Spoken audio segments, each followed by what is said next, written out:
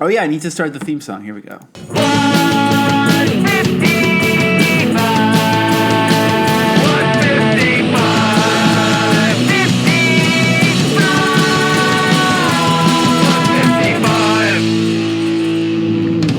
FUGUZT Reunion? That's right.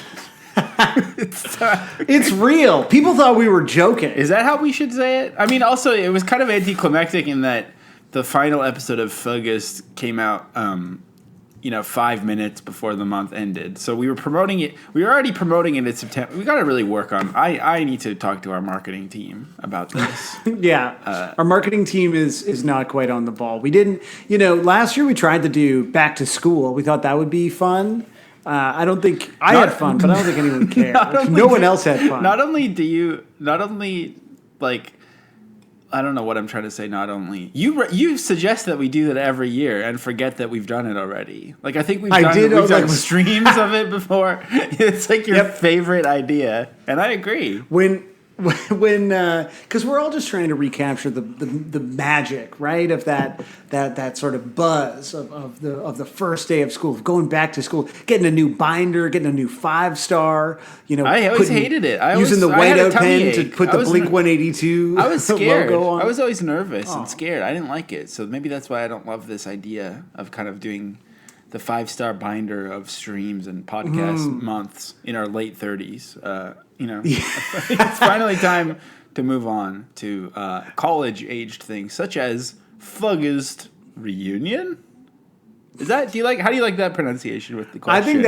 I think I like that. FUGUZT Reunion is good in the sense that it's just as dense and difficult as FUGUZT was. Although I don't know that the idea of a reunion is very college age, because I think when you're in college, true, you haven't fully weaponized or had your nostalgia weaponized against you yet, and so you think I feel like when I was in my early 20s, I thought the idea of reunion shows and people being excited about band reunions was really embarrassing. And you like them now?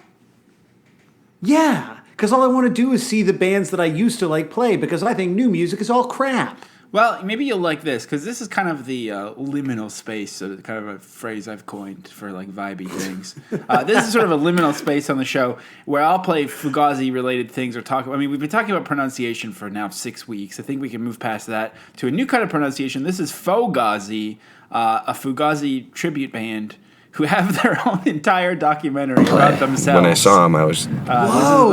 We've been to a Fugazi show. This is not... Are we watching this whole thing right now? Because we could bash down the doors. It's 45 minutes long. And they made us who we are. Should we just play it underneath the whole episode, maybe? Just bypass it. Yeah, for sure. Man, here's the door. They just go through. Look at this guy. Do you see that? A weird old Oogle that's in this? Yeah, that's Thomas from Strike Anywhere. Oh, I just know him as an old Oogle. The front man was crazy. Is he in Fugazi, maybe? That hardcore scene was about quality.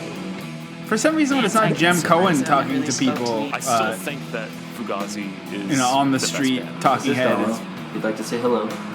He loves Fugazi. Wait, is this a documentary about every password that I To be honest with you, I didn't really look into it too much. I just saw. People are always like, what? A thank you to I think it's Fugazi. possible this is just a low-budget Fugazi documentary it says that is called it's Fugazi. A thank you to Fugazi from the attendees of Fugazi's 2015 West Coast tour. Fugazi donated the profits from the tour to charity with Makai's approval. You don't need to get his approval to donate it to charity. I mean, I think that's like a Ouroboros of teachers' petness. But I'm Frank Fugazi for everything. Should we skip ahead a little? I'm curious. Away with how.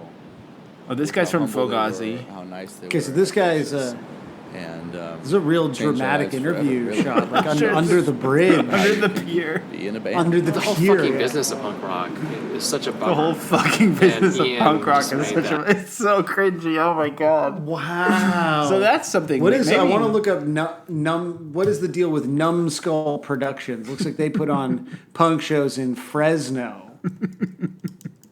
Oh, they're putting on a tribute to Mac Miller. I think it's so cool to start a Fugazi cover band called Fugazi and then make a documentary about yourself. That's like so many layers deep. I love it. It's beautiful. It's really good. I kind of want to watch this whole thing. I know. Maybe we should. Let us know if we should do that for Exclusive, because I'm kind of tempted to watch Fugazi. This is not a Fugazi documentary.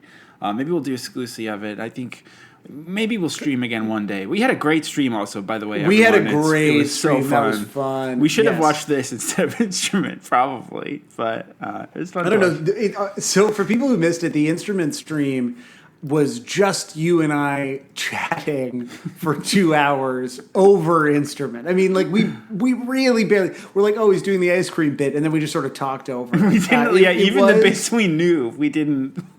The part It was. it's It a was pretty basically boring a lost movie. episode of the. It's a pretty boring movie. There's about based film. There's about 3 different 3-minute sections. There's about 9 minutes of stuff that you should pay attention to and watch to get the gist of it. And we just barreled through and talked through all of it. Yeah. So yeah, It was I think perfect. It was a I'm pretty perfect sure, stream. Pretty sure it's archived on our Twitch, so you can check that out.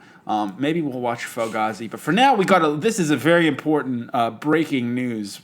We need to get into this segment now.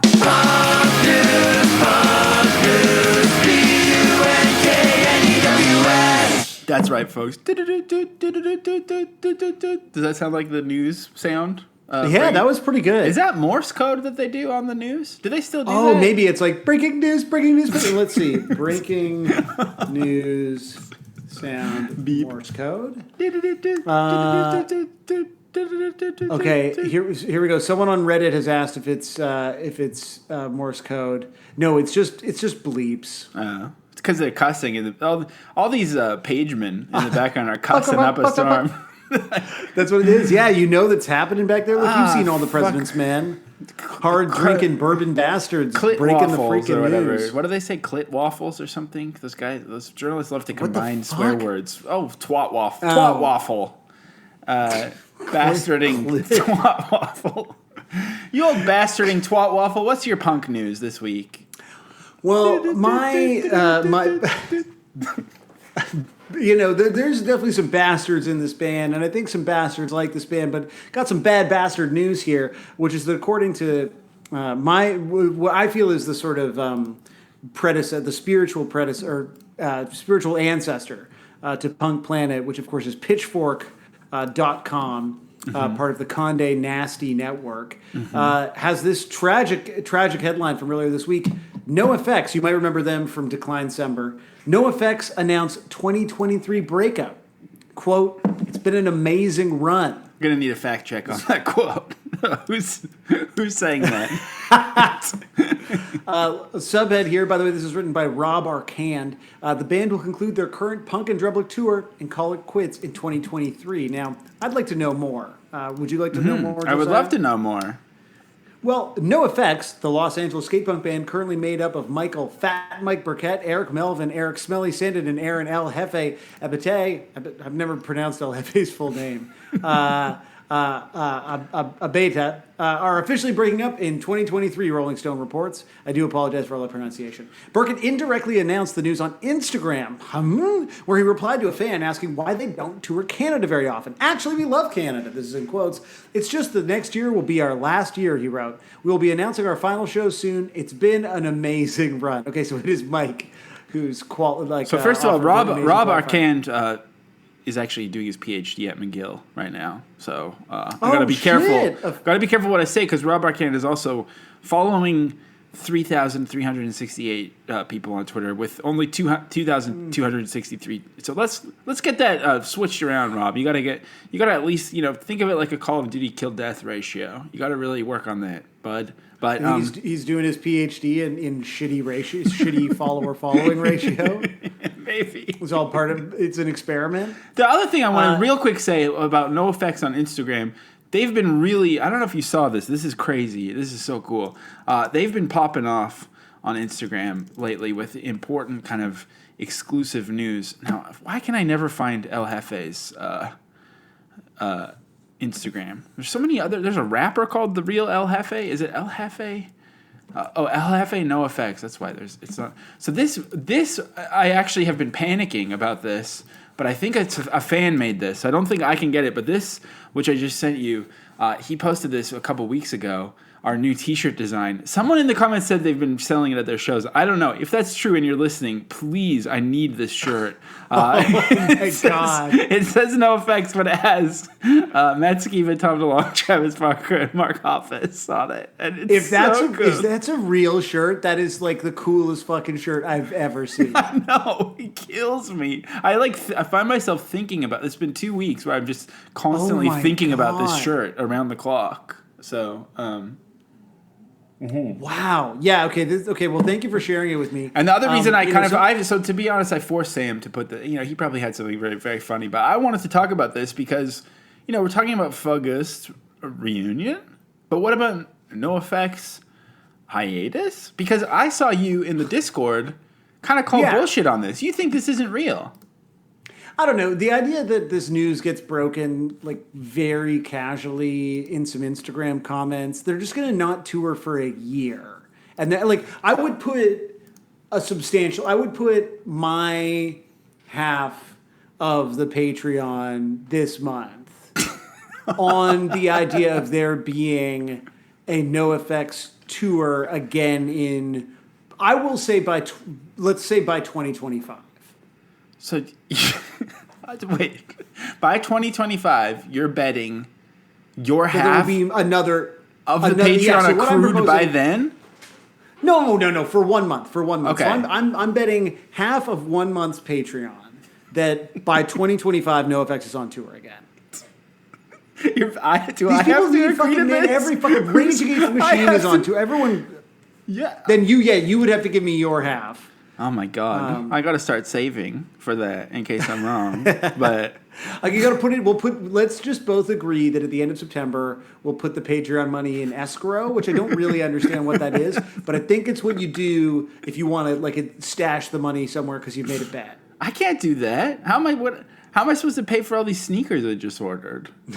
I don't. Credit, I'm man. not. Maybe we're gonna have to reunite by then.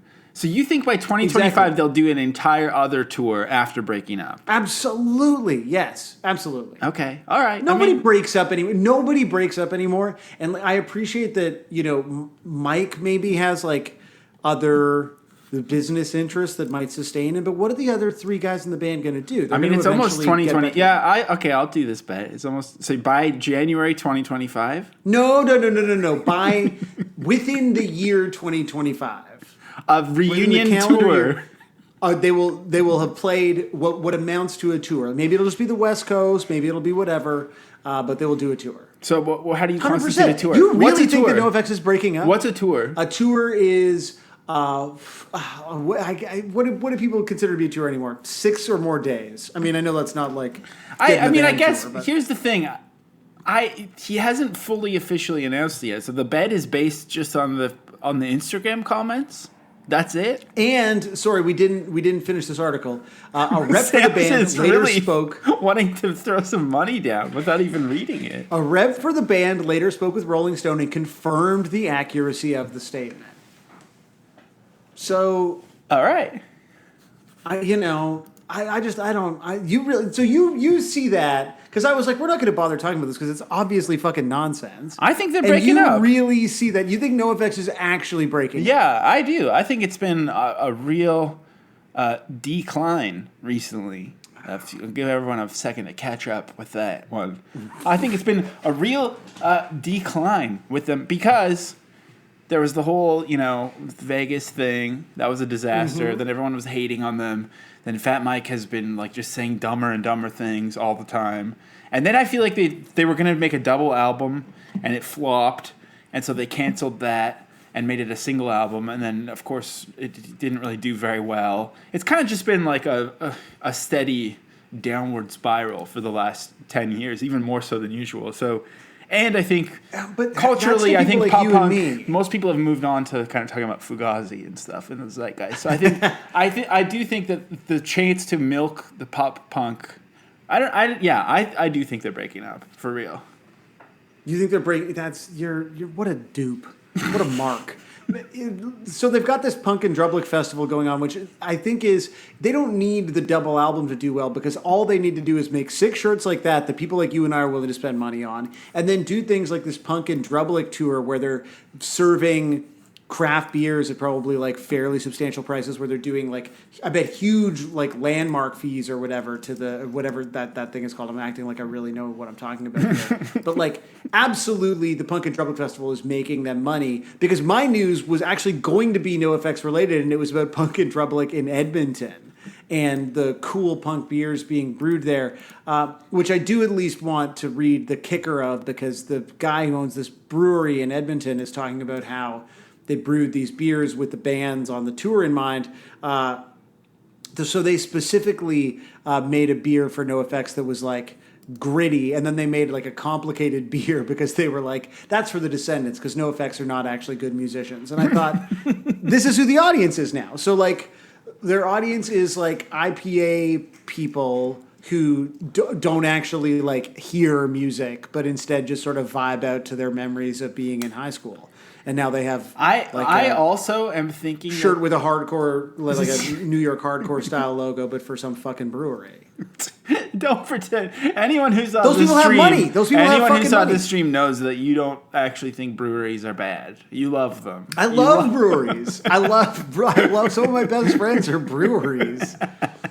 Now that could be a NoFX song. I think someone's probably. I think that probably there's some resentment in NoFX that has like been bubbling up for decades, and it's finally just in the last few years gotten to be too much between, Mike and someone else. I think, or unless it's their like punk museum they're opening and they're trying to be dramatic so that they can open the punk. But okay, so all right. I mean, you forget everything we talk about, but we have it on record that you're going to give me approximately $1,000. Approximately $1,000 by the end of 2025 if there's no NoFX to it. All right, and that's it. And I didn't agree to giving you anything You didn't if agree I'm wrong. reciprocally, but that's how much I believe. That's how much I believe, All right. and I want people to feel that from me.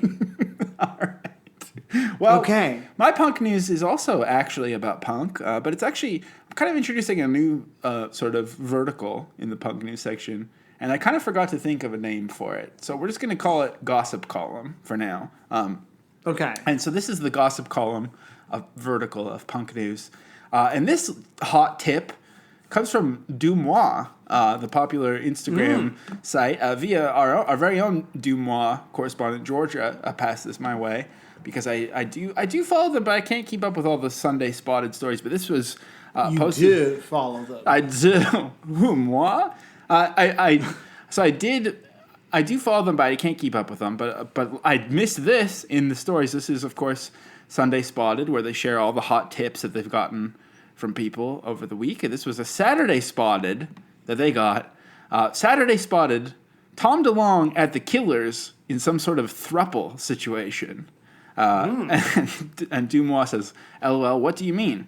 And the tipster says, he was in the corner with his arms around the hips of what looked like one woman, but there was another in the middle. He's making out with the one in the middle, and then the girl in the middle was playing with the other girl's hair. Lots of mutual caressing, smiley face. So, I mean, that's kind of That's great. not a smiley face. That's kind of the diagonal crying, laughing. Yeah, face. crying. Yeah. Exactly. Yeah, it's the one where like grandmas are like, "Oh, my son just died in a car crash." They post that one by accident. Yes, exactly. But yeah, so I mean, obviously, this is very exciting, breaking DeLonge goss from the fine folks over at Dumois via Georgia. And I thought I just also wanted to bring it up because I have tickets to the Killers this month. So I'm excited to see. Oh! Maybe he's going on tour with his throuple. It's kind of Are you snuggling. thinking? I thought you meant like I'm also going to the tour, so like you and Sarah are like We might thrup up? looking for Yeah. a third.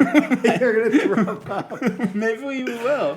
I mean, damn. When you hear that Dustland fairy tale come in, there's nothing. Mutual caressing is really your only option. So Is that like an energy that you get specifically from Mormon music? Do you think? oh, true. That's very true.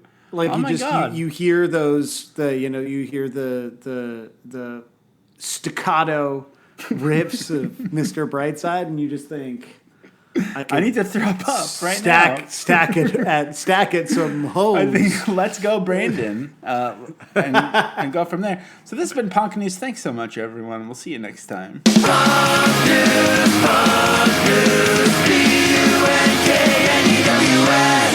Now, Sam, if Fugazi hadn't broken up, they might have had to call the album and song that we're talking about this week the Agreement. If they were still getting along, we'd have to call it the Agreement. It's true, but instead we're talking about Argument.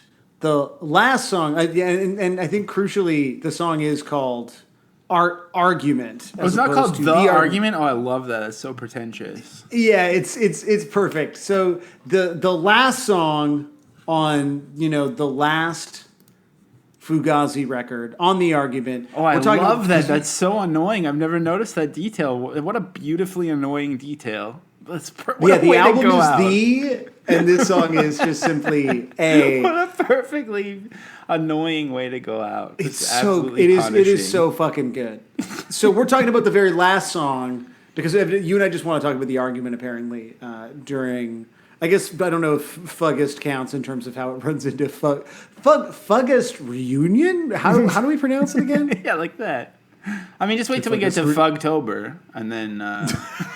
Yeah, it never stops. Unlike Fugazi, who did stop. And so this song is, I mean, to me, the most...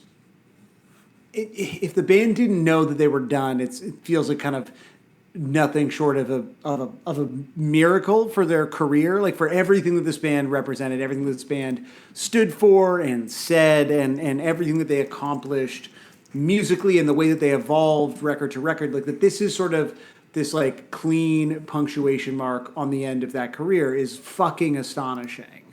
And I feel like when you and I were starting to talk about this month, we were like, are we going to do too much Argument? We're like, fuck it, we should do Argument. What is your relationship to the song? How do you feel about the song? Tell me about Josiah's Argument. Well, I didn't know that it was called Argument until right now, and that just absolutely makes me gleeful. I love just sort of punishing, irritating, what's the word I'm looking for? Just like kind of semantic, like pettiness like that. It's so good. Yeah, totally. It's so good. The group chat today was going deep down. The group chat I'm in with some folks from Pod World was going deep into Modest Mouse. Do you not want to tell me because today. you thought that I would be jealous? No, I can. I mean, do you want to be added? Start naming? No. No, it's just like me and Aaron Zorgel and Ashley and Nicole, Allie Burton. Oh. It's the kind of just like it's like we're kind of a fam. Just the core, just the fam. No, we were like going on a deep dive thinking about Modest Mouse and how much they fucked up everything and lost it all. And then we realized together in real time that there's this song called what we thought was called The Devil's Workday, which is like the nastiest, most disgusting song ever. But it's actually called This Devil's Workday, which makes it even more nasty. It's like kind of like it's their most Gogol sounding song, and it's called This Devil's Workday. So those kind of little punctuation things, I just love that so much. So I think for me, listening to this song now, I still love it, but I think I like Rockin' Fugazi. I'm really growing into liking Rockin' Fugazi more. So this is like sounds very NPR to me right now. But I also just love it so much. And the piano in the middle, oh my God, it's beautiful. Perfect end to a career. It's just a great song. However, I think I know how you feel about this. I really don't like arguments. And I like to... be annoying. I like to push buttons, and I like to... I kind of like to start shit, but when it comes to sincere arguments, not something I'm a fan of at all. What about you? Well, I love arguing about things that are inconsequential, or I like arguing about things that are consequential in which I know for a fact I am right. You know what I mean? Like, I enjoy... One of the I think like not even that we get in arguments or whatever, but one of my favorite things about like my relationship with my family is that like at some point if I've had 2 beers at dinner, I'll get like really mad about something that we all basically agree on, but I will like hear myself getting agitated when we talk about the privatization of healthcare in Ontario, as if anyone at the table disagrees with me. But You like to argue with an imaginary bad guy. Yeah. I wish there was a term for that. But I love to sort of string up some sort of man that I can argue with and win against. A strong man. Yeah. But in general, like in a less consequential way, and this is something that I think you and I have talked about. Maybe we've talked about this on the pod before, but something that I think. You pretended that you were having conversations with my friends behind my back, which I can't imagine is true. But the like a defining like part of the glue of like my social group is being really argumentative about like incredibly inconsequential, like mostly sort of pop cultural stuff. But in the sense where like you have to text someone the next day and be like, I'm really sorry that like it got too heated about Charlie XCX last night, and like I didn't mean what I said when I called you a piece of shit. Like that level, I think the essence of Fugazi, what's so great about this is like Fugazi is not talking about like a pop cultural like disagreement. They're talking about sort of real and meaningful, societal. I guess like we'll get to that in a second, but I find all forms of argument to be quite irritating in general. Like from like if you are fortunate enough to believe in God, such as me, then people want to debate that all the time, whether they believe the same thing as you or they don't believe it. It's like then that's a whole fucking set of arguments that you have to have all the time, or even down to like arguing about which is the best food place in your town, like as if you're like Jesus and Miro, and look how it ended for them, But that's great. Like, isn't that and when we did the good versus evil month, and I started to go like very Reddit or atheist on you, I was enjoying myself. Like right. I was I think I was activated in a way that I then later felt bad about. But right, and I was having fun. And I graciously sat there and said, I'm going to let Sam have his fun, even though, this isn't really for me. I'm not really interested in this kind of thing. But I would have liked it better if you had like come back like with equally hostile energy.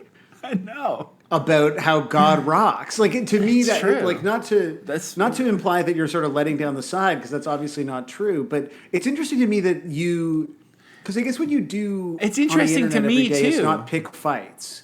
No, in fact, I like to. What I like to do is pick fights where I'm the sole target, and everyone can just from all sides can come together and just shit all over me. And people have called it a humiliation kink. Maybe that's true, although I don't really think I'm being very much myself on there. And I think no, and I also think that you genuinely cherish. Maybe this is like I don't know how much people are interested in this. But if I were to like unpack your like rhetorical style, particularly on Twitter, right? It ultimately is about sort of using the like absurdity of whatever position you've staked out to ultimately bring people together.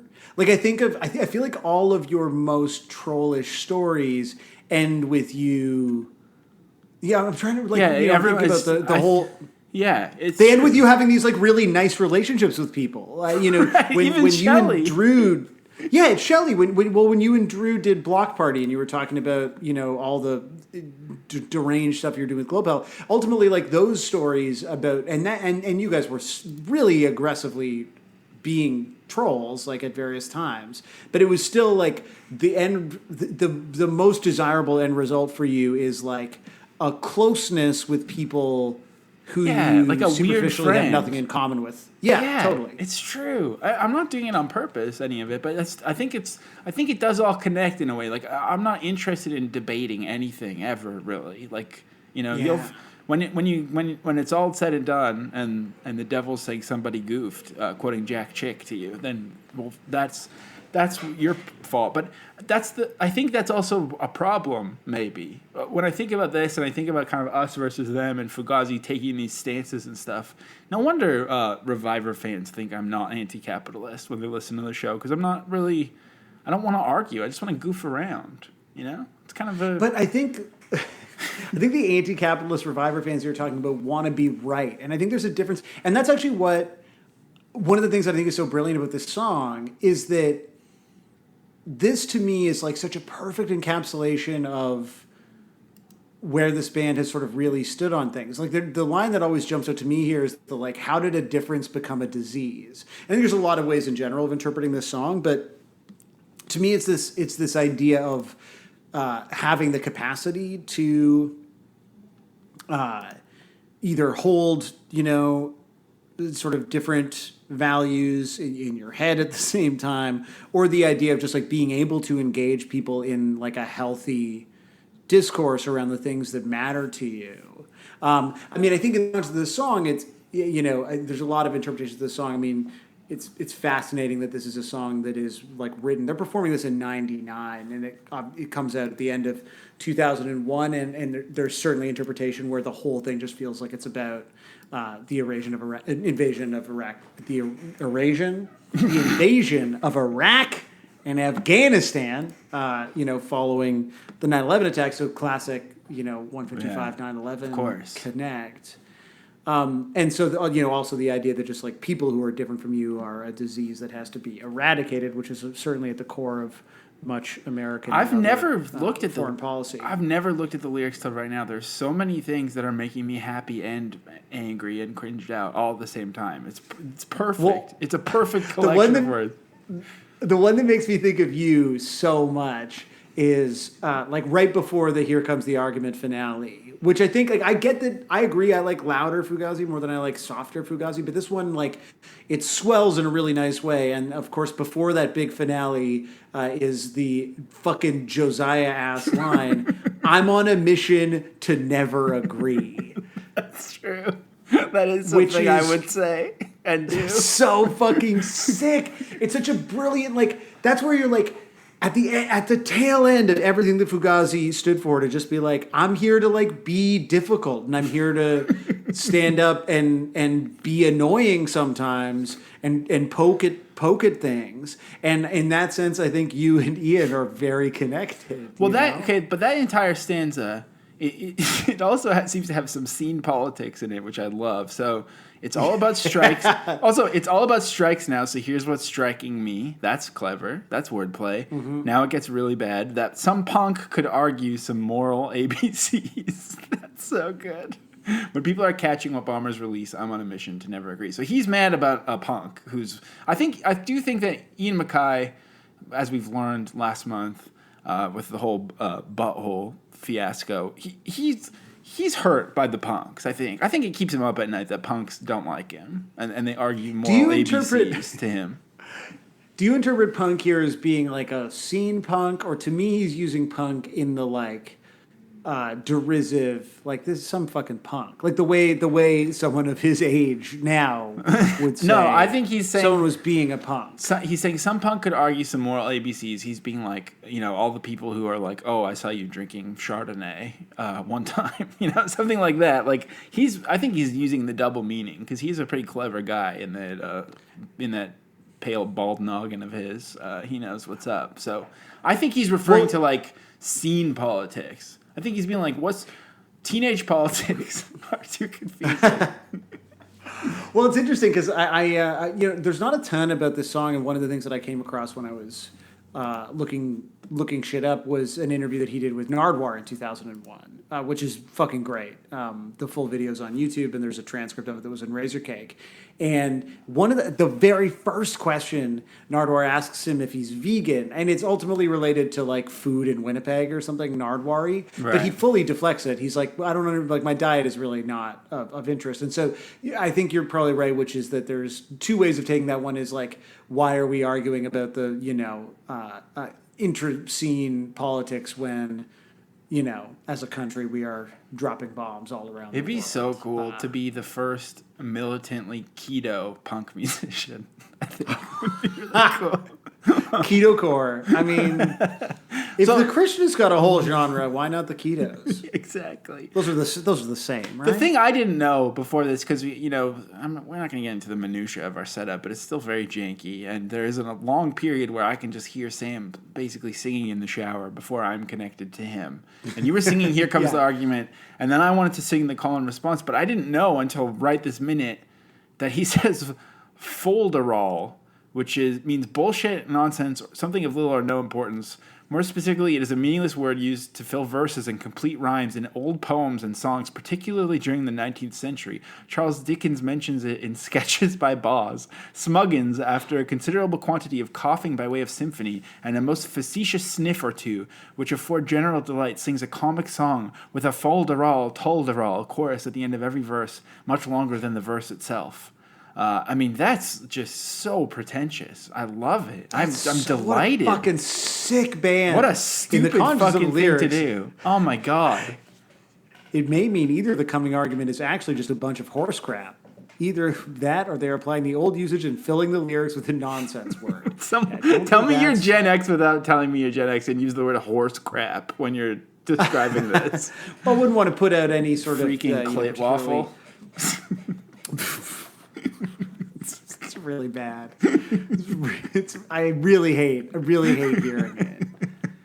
It's quite terrible. But it's so I guess we can move past the idea of like literal arguments. But I'm curious, do you interpret this? Because I feel like there's so many ways to read "Here Comes the Argument" like as the final moment that Fugazi gives us, like a recorded moment that they give his band. That is the argument is it this self-aware thing about like knowing because I feel like there's a lot of that in the song, as you pointed out. Is it about okay, here like it's Fugazi time, baby? Is it about I guess how do you maybe there's no right answer, but I am curious how historically or like now you interpret "Here Comes the Argument." Here's what I think is that metaphorically, there's so many beautiful things you can interpret it. Here comes the argument. We've just like been DIY for a billion years, and here comes the argument to that. Shit's about to get extremely not DIY forever. It'll never be the same again. It could be something like that. What I also think is this idea, you said earlier, they must have known this was going to be their last song. And then all these people are saying this is about the war in Afghanistan or whatever. I don't really remember how much of it shook out, but this album came out in October 2001. I don't think that, at least in terms of it being a post 9/11 thing, I don't think that they had time to, write and record the song. And no, they're playing this in 99. They're playing it in 99. Absolutely predates 9/11. So I think that Fugazi are, pretty much a jam band in punk, not punk clothes, but there's something punk about them, I guess. But they're kind of in tune with some kind of wave. They're on some vibes. And so I think that that's how they write something without even realizing that they're about to break up, and that they write something that speaks to the zeitgeist without necessarily knowing all the shit that's about to go down. They just did the song feels timely because they're connected to some deeper wave and vibe of the zeitgeist. So that's what I think it is. Yeah, that's the way I interpret it as well. I think the idea that it's so easy to read 9/11 into this, and yet that's impossible. But yet it also just speaks to the Unless they knew it was going to happen, being from DC, maybe they were in on it as well. That's possible. True. They might have had access to some of that intelligence that we know was ignored, which that's quite troubling to think about. But this idea that something that simultaneously writing a song that feels of that moment, it feels very 2001, but it also feels like a sort of permanent statement on the band's kind of position that they hold in the discourse and in that city, right? We've talked so much about that, and we've watched so many videos of them performing in Washington. They only play charity shows in their hometown because they're sort of able to use the platform that they've been afforded for that many years. I just think it's I don't know, man. What a fucking tune. It's so I sick. could just, it's so sick. Now, I did mention, there's not a ton out there. We talked a little bit about Nardwuar. Let's real quick so I also, actually- let's just promise ourselves with FUGUZT Reunion, we're gonna talk about at least one, hopefully two Fugazi songs that we hate. We have to. I mean, it's just been been the I think FUGUZT was incredible. I know some people, some mixed reviews. I think it was a lot of fun, but I think we need to force ourselves to talk about some songs that we hate as well. So let's in addition to you promising me $1,000 at the end of 2025 and how I'm going to restructure my life around knowing that money's coming, we should also plan to talk about some shitty Fugazi songs. Next week we should talk about a song that's fucking terrible. Yeah, exactly. I think that's good. Let's force ourselves to really dig into something that we both think sucks. But for now, one of the only things I could find where Ian discusses the argument is in this Nardwuar interview in which he is discussing a different type of argument, but still the transcript had him saying argument, and it's kind of funny, and so I just want to listen. No, we would say hi, but we haven't been able to actually have a conversation in 12 years. Look how young Ian, Nardwuar is. I have some really great practice tapes with about 7 minutes of music and about 83 minutes of arguing. Ian Mackay. By which band? I don't know, that was a quote that you said. Oh, yeah. What do you want to know? I was curious, what did you mean by that? Well, they're Minor Threat practice tapes. But we just argued all the time. That band argued. People say, why'd you break up? We said, because we were sick of each other. We just argued all the time. We were kids. I mean, Brian was 14 or 15. Lyle was 16. I was 18 or 19. Are they in front of like an and we were archery thing? struggling, trying to figure Yeah, out they're definitely in front of an how to live and how to archery grow up. range. And that was that band was full of fire. I do like so that, we unlike Rollins, we had Ian seems to intense get arguments. Nardwuar. And actually, one of these days, I may well try to do a record just there to is a argue. thing coming up so where Nardwuar classic. asks Like about Thurston Moore getting did that for fights, Venom, which I didn't he? feel Did like, this Venom stage banter. It's pretty good. I'd like to hear that someday. They were arguing. There's one argument we have about how much to charge for the Out of Step record. 'Cause I wanted to charge $3.50. I thought $2.50 for a single. Make this a 12-inch. Make it $3.50. Bam. Be nice. But we ended up having an argument for like half an I feel like when I meet like older punk guys, like who were like in their 40s when I was younger, there's a certain like older punk guy accent, and I wonder if people were always trying to talk like Ian Mackay. He has a very specific way of talking that I think is an old head kind of. an hour about that. Well, speaking about arguments and stuff, Ian, when was the last time you got in a true blue fist fight?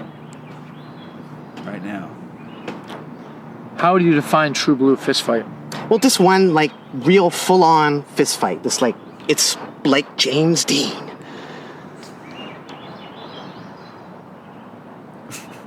I think in 1984 or Okay, who cares? I just really love the idea of true blue fist fight. I think it's really, really funny.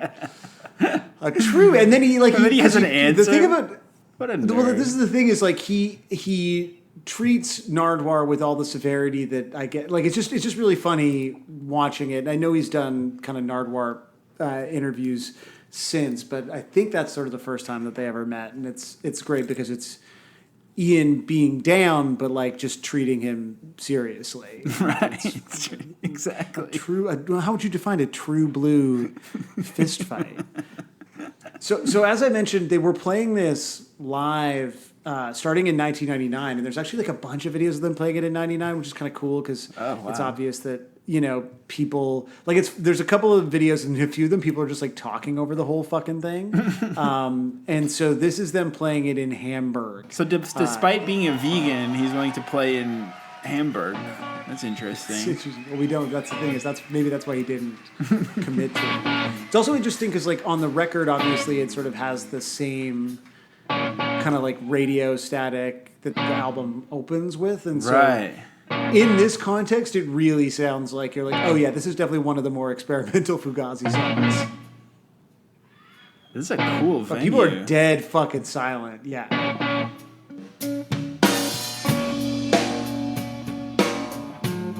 Also, the guitar tone in this song is like the thing where it's like in the bridge where you just sort of get the real like when it starts to kick up.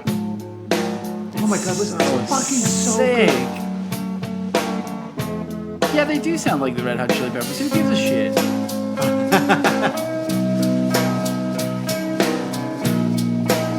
Also, this is 99. They do have the second percussionist there. It's not even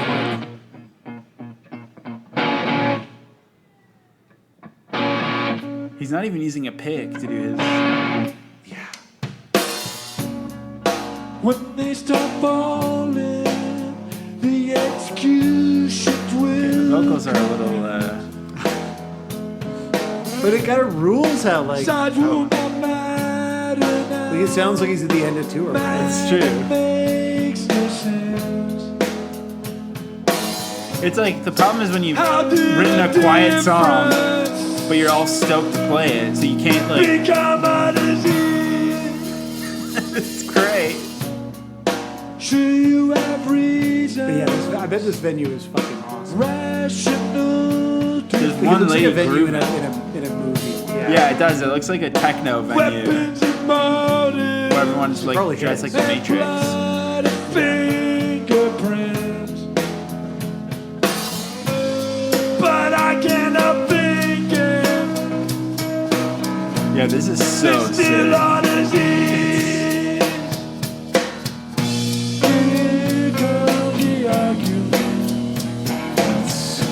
Here comes What the other sick thing about Fugazi is like their career was learning how to write songs in such a weird way that no one really like puts chords together like how Fugazi did, and so by this song they're using these weird chord progressions and methods to make something that like kind of sounds like a traditional indie rock song, but it's so weird because it's a Fugazi one. Well, that's what's so funny is you're like, who actually sounds like this? Because like, it's not like, I don't know, fucking Shellac doesn't sound like this. Because at its core, this is like a very poppy, like yeah, quote unquote indie rock song. Right? Like, could this be a Modest Mouse song?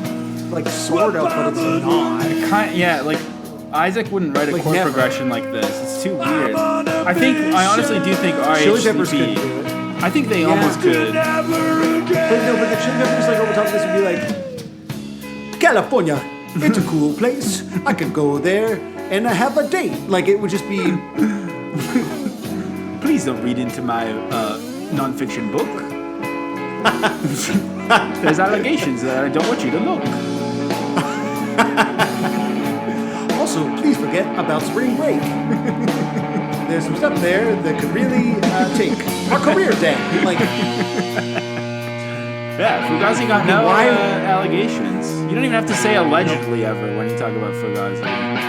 they're both playing without a pick.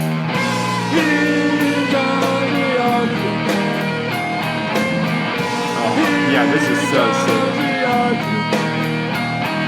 This must be an awful episode for people who don't like Fugazi. For Murph? Shout out to Murph. I'm so sorry, Murph. Yeah, Merv was bumming. Well, let's just watch. This is them playing it in Bremen in 1999, and I think this one like has the exact opposite vibe where you're like people are like play the hits, or one of these like definitely has extreme like people are waiting to hear waiting room or whatever energy. Yeah, it does like I love how people be like everyone is talking. Well, you also can't really tell that they're... It kind of sounds like they're tuning a little bit. Yeah, and you also don't know this song. Yeah, it definitely sounds like people fucking around. And I think once they figure it out, they do shut up. Someone's clapping.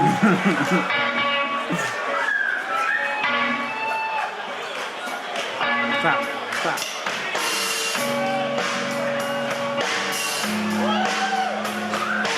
So I just like knowing that Fugazi also has like just shows like that where nobody fucking gives a shit. This is them playing it in Rome at some like famous. I had to like look up because it's like at this place, like a famous squat. The in Vatican? Rome. And Oh. it's the Vatican. This is another one of these videos that's like cut together with different Oh, yes. angles Sick. and like just a bunch of mini DV tapes or whatever. So the Romans are like a little more down. You're right. Yeah, this is a bad episode. People who don't like Fugazi. But for people who do, the other thing is I posted today, because we didn't have exclusive this week due to labor laws not allowing us to, but Caleb made this incredible hour-and-a-half mix of like deep cuts from Fugazi live series. So it's like a full set that you can listen to continuously of like different selections, a little tasting menu. So that's fucking awesome. I also saw your 23 beats off joke. Too. A lot of good stuff on Twitter. a lot of stuff happening. Okay, well, look, I mean, it's a slow song. It's hard to, unless we're going to listen to the whole thing again. But just real quick, this is one of the last times they played it. This is after the album had come out. This is in Boston. We've played a few videos from this show, and it just fucking rocks. This is from the Massachusetts College of Art show where they're like playing in front of the bleachers. There are some demonstrations going on in Washington, D.C. today and also tomorrow. He sounds like he's making fun of them. Or himself? Or yeah. I'm doing an Ian MacKay impression. These are demonstrations that are connected to various different causes. Obviously, again, what's going on in the world right now, particularly involving the American military, is completely obscene and reprehensible. And I think there's a lot of people who have gone down there to... Is Washington down from Boston? A lot of people have gone down to Washington I don't really to know. sort of place their vote, though, frankly, I'm not sure if the media is going to fairly represent that, since the media has been completely complicit and sort of covering up any kind of anti-war. He said complicit, everybody. He did. And also, it they looks tend like to it looks like it's ridicule south. the whole globalization issue. They keep saying things Was he like, trying to combine complicit and well, complacent? these kids, they don't even know Maybe what they're talking about. They don't even know what We've like, been no listening offense. for years. No offense I think that's to actually- Ian and all the that's good actually things kind he's of saying, a- but the most important Scott point. Vogel is a way There's all better kinds of stuff front that's man. being When it done comes to in our between name song by banter, people with I mean, he would enormous have said it in money such who are fewer only doing words. it to make even more. It might have been enormous amounts of pro-military money. too, possibly. And none of us but have still, a fucking clue get what to they're the doing. point And, quicker. and the result is there's other people in the world who are suffering and dying and being abused left and right. So I think the fact that people go down there to say, like, we don't know what's going on and we want to know what's going on. And there's other people down there who say, we know what's going on and we want to be able to tell people what the fuck is going on. And that's exactly what's going on in Washington right now. A lot of people have said to us that these two shows in Boston were booked months ago, long before those demonstrations were organized. And we've gotten a number of communications from people He has saying, indie voice. what are for you guys sure. doing playing in Boston when you should be in Washington with these demonstrations? Boston hardcore. The fact of the matter is that wherever you are in the world, if you disagree with war, then you should be protesting it every day, no matter where you are. So right now, this is the beginning of the protest. Okay, that's cool. But you're right. Imagine a Scott Vogel right now. Right, no, just like any just a generic hardcore from me. Right now, this is where it starts. This is the beginning. The people right here in this room. I remember when I saw The argument. Let's go. I saw Terror on that tour with Mayer and Cursed and Converge, and he was like, I don't care if you're a dude who wants to fuck another dude in the ass. You're still my brother in hardcore. Let's go. It's like so sick. We've talked about that tour before, and I remember being so deeply confused as to whether what was happening was homophobic or not, or just generally. I was like, am me and this dude am I down? Am I not down? I really can't tell. I need people to spell it out for me. Oh, see, and Ian has a tune now. He was too busy blabbing away about God knows what. This sort of sounds like it's in a live context. It really sounds like Jawbox, you know? I never really listened to that. Hold on, I'm gonna.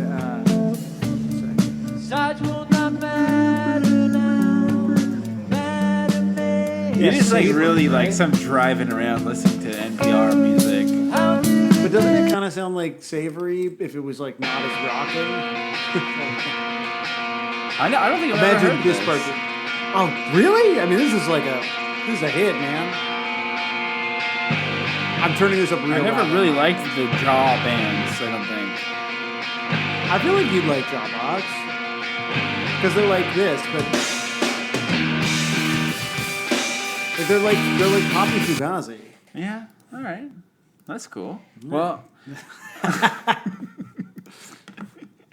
I mean, is that the stuff you wanted to show me? Because I loved it. It was great. And I have a few things that's I want kind to of the show stuff I you wanted to show before you. covers, Yeah. if I can. Yeah, that would be great. Well, here's a girl talking about it's her library pick. Season 1, Episode 16, Josie McReynolds at KVRX 91.7 FM. Hi, my name is Josie. I'm a DJ here at KVRX, and these here are my library She books. takes a long sip. Ooh, big sip. I don't understand that. She holds up her CDs and says, "This is my library picks," and then, honestly, with like WWE energy, takes a giant swig of a mug, a travel mug, and then slams it down. It's awesome. So, sick. this is probably like one of the most important Austin, records Texas. of my young life. This is The Argument by Fugazi, and my uncle mailed me a flash drive of Whoa, that's this tight. record and a bunch of other records when I was 15. So it was like 2000. My uncle mailed me a Big flash uncle. drive. That's so tight. And I would listen to it on my iPod Nano on the bus, and I would do like my best like East Coast bitch face and hope that no one would text me. It worked. I still do it. And then yeah, it's just really kind of meandering. It's a lot different compared to the first record that they did, the 13 songs record. Man, did anyone else ever get a which flash drive from their is uncle? a very aggressive, like DC rock kind of thing, like the very Henry giving me Rollins real sounding flash thing. drive That's from where my uncle. Waiting Room was on and all of that. This is, they've stewed quite a bit since then, stewed. and it's since then They it's have very certainly meandering. stewed. There's a lot of like It's a incidentals, stewier a lot of sound. accidentals, It's a lot true. of This is just Uncle kind Flash of Drive more music. introspective look on it, and I freaking adore it a lot. And then Thanks, Josie. So that's Josie's Josie. take on it. From one Josie to another. So I salute you. Now, here's just some things that popped up real quick while I was just searching. This is the Florida 5th District Court of Appeal 2114 Okay, oral good argument. morning. I don't know why We're here this... for an oral argument in the case of Justice Financial versus Bursick, 21-14. I like how many of these I'm guys have Judge a fake Evander. I'll be courtroom presiding this background. morning. It's I'm the joined same on the fake panel by courtroom, Judge too. Edwards and Judge Yeah. Harris. These oral arguments are being Man, live it's so streamed, so the fucked. public can view them. They're That also court is just being on recorded. Zoom now. I know, Inside, we'll like, have 20 it just sort minutes of, for you're like, oral oh, everything argument. is silly. Exactly. Like someone's appellate, life is was going to there- be ruined Petrino, if on you the wanna same let me know thing how much where time you wish to people can't figure out reserve that for they're rebuttal, muted, I'll and try it's to still help you out in funny that all regard, these but years there is later. a clock on the screen. Also, when There's you're just a not clock. arguing, if you would go ahead and mute yourself, just because The clock looks like having- maybe having it's a got, it couple looks issues like maybe this it's a morning skit where the clock's going to have technology. something to say. Yeah, it looks Okay, like with it that, for some reason it looks like a Petrino, shot Mr. from Proceed. Super Dave. Yes, may it please the court. For sure. Okay, Your Honor, I'd like to reserve 5 minutes for rebuttal, if I may. okay. My name is Bradford Petrino. I represent the appellant, Justice Financial, LLC. Why would I'd like to why would discuss two YouTube topics, serve me this for with Fugazi? the court this morning. Huh. Number one, I mean, I guess we'll have to watch all when 38 exactly minutes and is a 51 seconds to receiver find bound out. by a We'll have to watch contract it that he when signed? we watch the And number Fugazi two, doc. when a receiver wants Yeah, to that's avoid all a we'll round contract, out what is the standard of the review stream, that for the trial sure. court Well, this one I also should thought was interesting. This is apply? The first question I believe is Fugati's the easier question to Kinderhook answer. When is a Fugazi, receiver- and this is from Mormon Discussion Inc. So I thought we should probably talk about this Oh. because of earlier. Damn, Mormons have, really been... Mormon vibes this week. Mormonism Live with Radio Free Mormon and Bill Reel. R-E-E-L. Ladies and gentlemen, boys and girls, children of all ages. Is that a voice that's been we pitched down proudly to bring sound to more you like a... Yeah, is that on Like a purpose? Is that Mormonism. voiceover voice? Live. Is this a joke? Shut up and sit down. Is this like a sort of irreverent Mormon debate show? Look at this music. Smash the like button, says Tim Rathbone. There's fake cheering. I don't... Woo! I think that guy's in the All same right. courtroom. I think Good evening, Mr. Real. How are you doing? they're like funny guys. You're but in that they're- applause, aren't you? Yeah, Like, yeah. I'm But just they're soaking it serious in. about the norms. What a fun evening this is going to be. There's some really cool stuff that You you, think and I these have guys been wanna chatting thrup about up? through the week, and you've come Oh, up yeah, with they've- some really. they've- You've come up with a lot of these good boys have ideas in your thrupped. lifetime, Mr. Radio Free Mormon. But tonight you may have outdone yourself. Wow. Oh, you're too kind. We'll let the audience decide. All I know is I've been awash in all these documents relating to the Kinderhook plates, and a lot of them, Maven went to the Lighthouse. I really do bookstore wanna and know talked what to this one's Sandra about, Tanner. even. I don't And think Sandra I apparently had know. a file. Maven, are you there? Can you tell us about that? Yeah, I might be Oh, losing my Maven. voice a little bit. But You yeah, sound great, I Maven. happened to be in the neighborhood, so I went by and I just asked her what she had. And yeah, she did. She pulled out this little manila envelope, and she spent quite some time looking through it. So I don't know if she's watching tonight, but thank you so much. And I The I Kinderhook feel bad plates because I were kinda a used it set of Radio back Free to make a Mormon. bunch of copies The for me. Kinderhook plates were a And set I of made a 6 joke small that if she didn't bell-shaped hurry, I pieces was of gonna buy half brass of with her store, unusual and I didn't have engravings the created funds as a for that. hoax in 1843. But then I felt bad Surreptitiously 'cause buried I'm and really dug not up telling her to an hurry. I would Indian man I near would never. Kinderhook, You know, Illinois. she's the queen. She's the They were a gem. prank But yeah, on she the just, local yeah, Latter-day just Saint gave me community. a lot of stuff she had. Oh. Just in case it might. But they're using the word remotely be useful Fugazi, tonight, I think, so, not in she'll be the happy that someone indie rock is, way so. or the rap way, but in some file sort of cabinets in the secret Lighthouse third Ministry, way, and they're as just is the folders. And one of the parlance. folders is the Kinderhook plates. Yep. Yeah, it's the old-fashioned style. Yeah. Yep. Reminds me when I first joined the church, I was keeping information. they'll that say the way, word and Fugazi? Now everything's on the internet, which thank goodness. And Maven, while we have you Yeah, here, maybe. I understand that you are on the cusp of becoming more famous than you already guess. are. We'll see. We'll see how it goes. Yeah, I finished interviewing with John Dehlin. It was a bit difficult between our two schedules.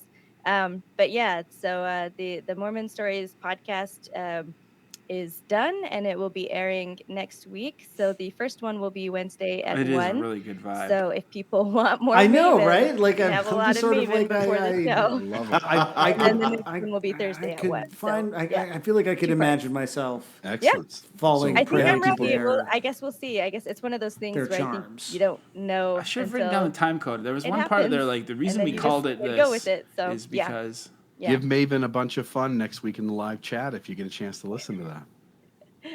We're not even gonna get. It's just like all the early stuff. And one guy's trying to show Al Pacino a fake diamond ring, and what the fuck Oh, are they even talking here- about? Oh my God, dude, that's it. Oh, Dude, no. that was Section it. A here I've Did I got- have it? He's literally describing Slogan Fugazi for diamonds. Maven. He's literally doing Have the a lot Donnie of Brasco options thing. before the Shit. show. You I literally lost had it. the moment in a 2.5 hour Maven a bunch video. of fuck things. They're good people, right? Fugate, Kinderhook, Fugazi. Here we go. By we, Bill means Bill did this. So there appears to be a couple different pronunciations of Fugate or Fugate, and we'll go with Fugate through the rest of the night. Thank you, because I used to know a family with the last name Fugate. And back we don't when wanna I was in dishonor junior them. high school. Yeah. We don't want to dishonor those kids I knew in junior high school. No, and you'll see why some people say Fugate later on as well. But and then Fugazi. Fugazi, the last word there was like a mob movie. I think it was like Donnie Briscoe or something like that. Donnie It was Al Briscoe. Pacino. And one guy's trying to show Al Pacino a fake I never diamond seen ring. Donnie and Briscoe. Al goes, is that a Fugazi? And he's like, what's a Fugazi? Fugazi's a fake. So the Good Kinderhook Al plates, Pacino. which we now know are fakes, and we'll talk at length about I those think they're tonight, real. but that's the reason the episode. Wow, so for Kinderhook people plates are interested real. in Donnie Brasco, and specifically in Donnie Brasco, he does say Fugazi, Fugazi diamonds. Oh. And then why that became, because in rap, when you hear, when you see the word Fugazi, typically they will say the word Fugazi.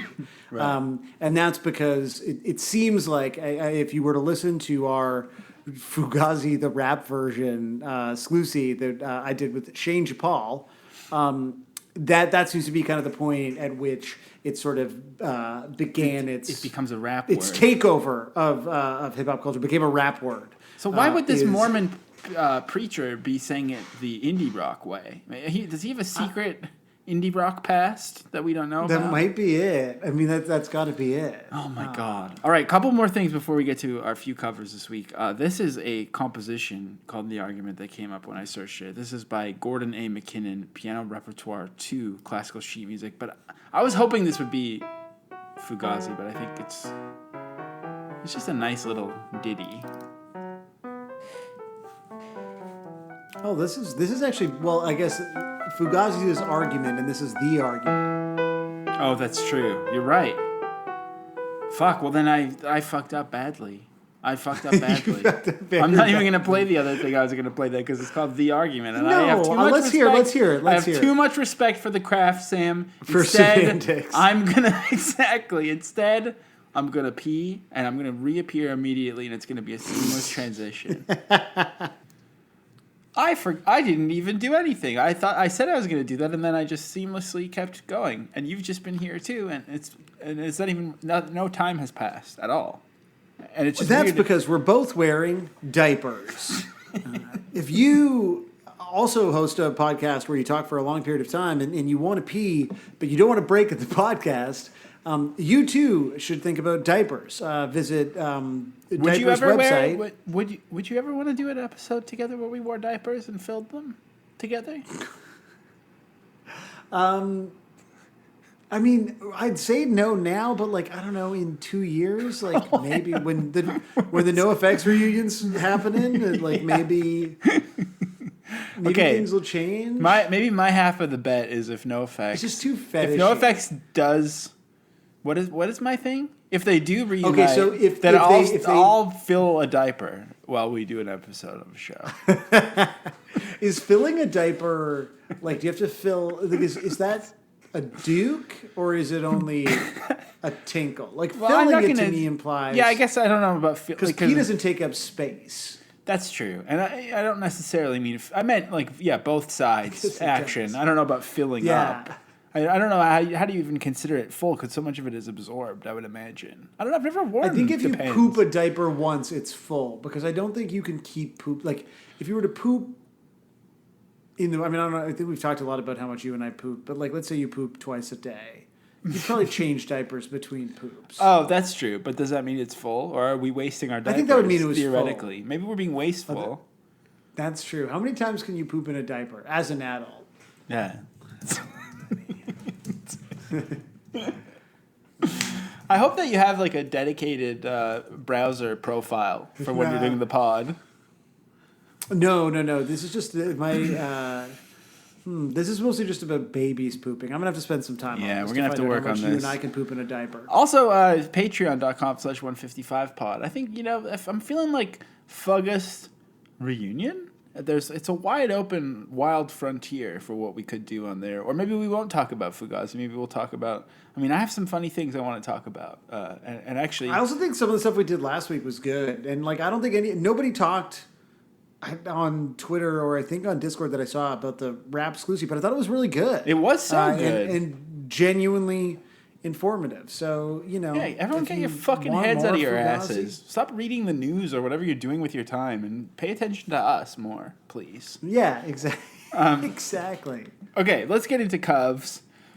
This first one comes straight from the freaking source. Well, not really, but it is Discord related. It's Devin Ocampo from the band's Beauty Pill, Medications, Faraquet, etc., etc. I think that these are Discord bands, right? I think I added this guy on Facebook when I first got it because I like interviewed him for Exclaim and I was like being all thirsty. And I think I'm friends with this guy. Friends now. Yeah, I think I'm friends with this guy on Facebook, Devin Ocampo. But anyways, this is Devin Ocampo, Renata Ocampo, David Rich, and Aaron Harmon covering The Argument by Fugazi.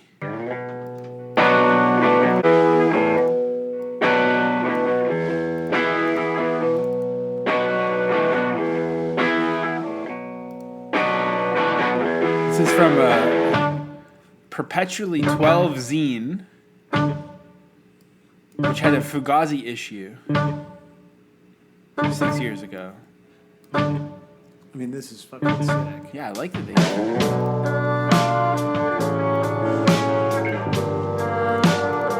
This rules. No wonder I'm friends with this guy on Facebook.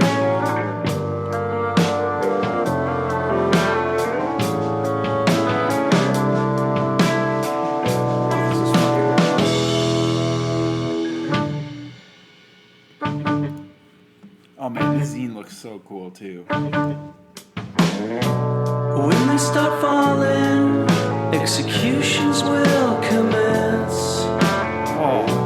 Sides will not matter now. Beautiful vocals. Matter makes no sense. How did a difference become a disease? I'm sure you have reasons, a rational defense. Weapons and motives, bloody fingerprints. We gotta hear what happens later. Oh, they start cooking. They start absolutely that's fucking cooking. awesome. I shouldn't have played that first. We're in for a real downward spiral, I think, this week. But what a great start from my Facebook friend, Devin Ocampo. I just found the zine on the Discord site and sent it to you. And something I've just realized that is a sort of relic from the past is that for some reason, Discord's online store has a comment section on every release. It's like not even like reviews, but like there's a comments. There's a comment community on like the release page for Koriki self-titled or Mesthetics or whatever. Amazing. That's so cool. Tremendous effort. Totally worth it. So this is Perpetually 12 zine. Yeah, that's someone. Hello, is it already sold out again? Said David Maroff 2 years ago. I guess they never got their answer. That's so weird. Why would you do that? Well, what's like the weirdest thing that they would have on the? Well, let's see. Like they're selling a mile marker. Oh, no one's commented on mile marker. Yeah, that sounds about right. Bad Brain, self-titled. Aaron, about 1 year ago, wrote one of the very, very best punk albums ever. And almost 2 years ago, Rob Morales wrote, no digital download? So, the comment section on the Discord store, great little community happening over there. God, I can't believe it's still active. Yeah, the fact that like it's the like idea that people are like comments. Got stuff to say, about Koriki. What a great album! It gets better every listen on vinyl. Well, that's obviously always true. Okay, up next, this is a band called Swain, and they are on the label End Hits Records, and the internet's busiest music nerd has even reviewed their album. But they were on this Fugazi comp that we keep playing all the time on the pod. I forget what it's called now, because it doesn't really matter. But this is Swain covering The Argument. They seem to be kind of like an established band, but I don't know about this one. Like, for some reason, a lot of people just did like straightforward. Like literally in an attempt to find an interview where the band talks more about the song, I found like somebody's blog where they did a track-by-track review of this compilation, but it looked like maybe an interview initially, and they were like, "Yeah, it's the exact." Like, I just don't really understand the point. It's identical. Yeah. What are you doing, Swain? What kind of name is that, Swain? They're Dutch. Swain.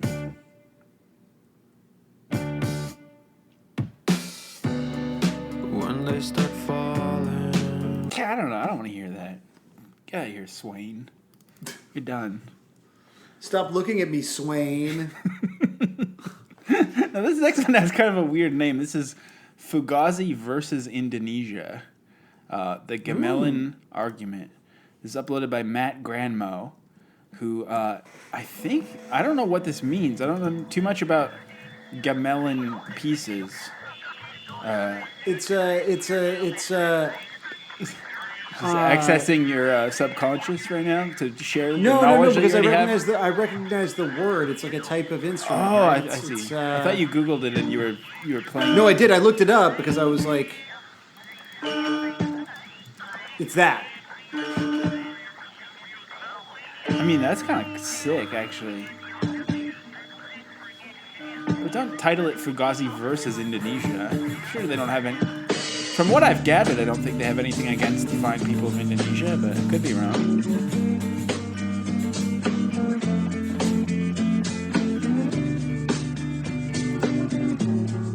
So it sort of just feels like they've layered. Like it doesn't feel like it's like not a cover. No. Yeah. Yeah. It also like straight up doesn't work at all. But I mean, you know, good. At least you did something out there, and tagged it Fugazi World Music. I mean, there's something about it that's like a little sketchy too. But well, let's just move along to these acoustic guys, DJ Frazier, with an acoustic cover of it. Fugazi, it says on here. That's nasty. Yeah, I feel like that from the man who brought you FUGUZT and FUGUZT Reunion comes the judgment. Don't forget Fugazi. Yeah. Will not matter now. It sounds nice. Matter makes no sense.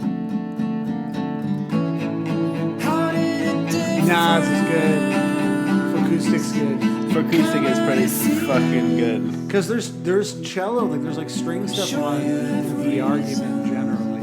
It's quite rational. Lots of sepia tones and crackly footage in here. Weapons and motive. Pretty good. Pretty good. Yeah. DJ Frazier. Okay, this is Jason Lane. I think we're back to just this one. I think is the most straight up, just like cool photo though of like a lady turning on her tap. She must live near a fracking facility. There's fire coming out of the tap, and people think that's bad. Seems like you'd save a lot of time. You just cook in the sink. Doesn't even make a mess. This is real slinky tones here. Yeah, I don't know about this.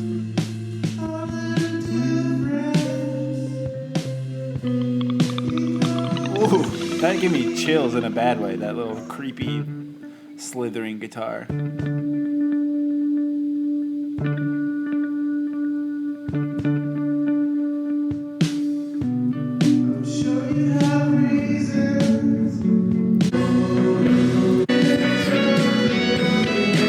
It's hard to tell if he was trying to copy it and then like yeah, what's the intention? Messing it up or making it even weirder.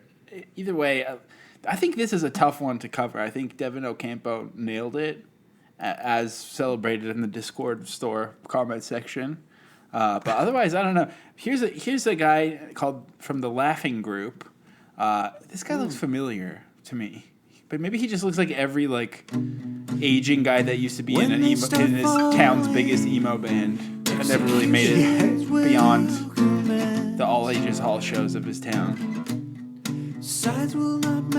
Like a Hot Little Rocket, the guy from that or something like that. Hot Little Rocket. That was like Calgary's one, I think. I thought it was a Hot Rod Circuit joke. I was like, you know, these guys. No, I think people from Hot Little Rocket have popped off too. So just don't get mad at me, everyone. I'm doing my best up here. But this I think this one's pretty good too. But this guy, like, he looks like the dude from fucking Elliot, or he kind of looks like the guy from Fugazi who's in that dog thing. You're right. Every town has a few of this guy. Yeah, and he's just like this guy's always just doing an incredibly tasteful, stripped down song.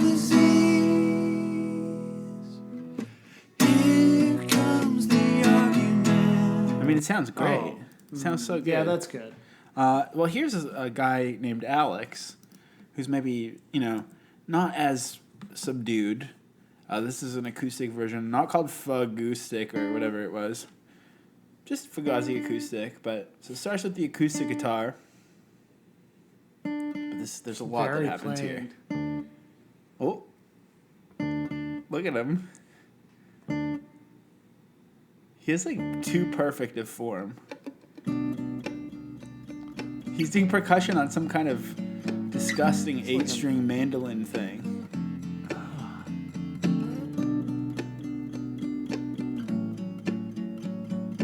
Yeah, the posture is too good. It's too good.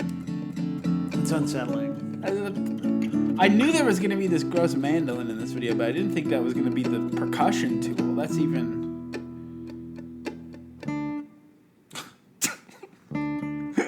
It goes to black after the hits. Oh, that was a clarinet. He's wearing like a a really comfy, cuddly looking shirt that has, I want to say 4 or 5 buttons. You could really show off your chest if you wanted to with this shirt. The shirt reminds me of those pajamas that have a bum flap. Whoa! Oh my god! Now, I don't remember this. Okay, being this is good. This is What? an improvement. What the fuck, Alex? He's shredding on that Mando. The Mando.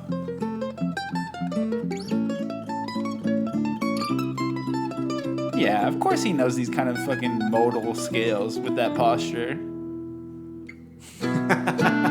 No, he has scale posture. For people who can't see it, it is extremely modal scale posture. So that's wow. I mean, I don't know. I honestly didn't. I didn't think the conversation would be this deep. Like I'm amazed. I thought there'd be like. There's a couple left there. I mean, I think we've seen the best. This one, I feel like the microwave's on in this one, and it's really throwing me off. But maybe it's just a reflection. I don't know. It's very diagonal. The light is on in the microwave. It's very diagonal. He's set up his piano in front of a really evil painting that looks like he's being like swallowed by a demon while he performs. He's got that sustain pedal going hard too.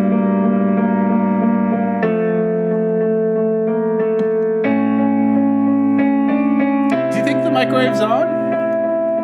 No, I know that the microwave is on. I think it might be the way that the kitchen light is reflecting off of the. Because there's just no way.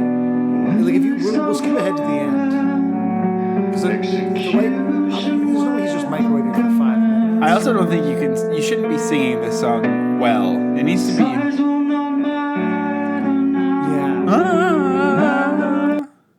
Let's see if the mic.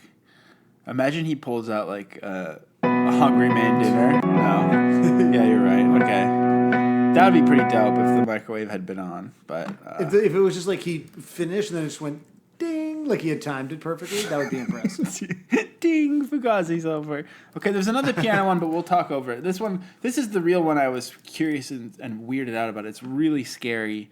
This is by Exhortatory. Exhortatory. The art is terrifying, and the music is not much better. Oh. It's like a deep fried, upside down. It's so weird. And I can't even tell what kind of music it is. It says, with all apologies to Fugazi.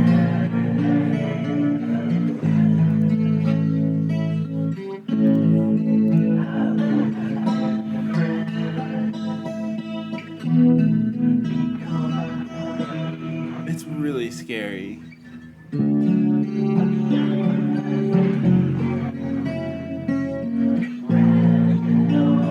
What is this chord progression also? I don't know. I can't. From the context of this, the art, the sound, I just don't I don't know how I'm supposed to feel. The rest of the channel seems to be like video game videos too. Like,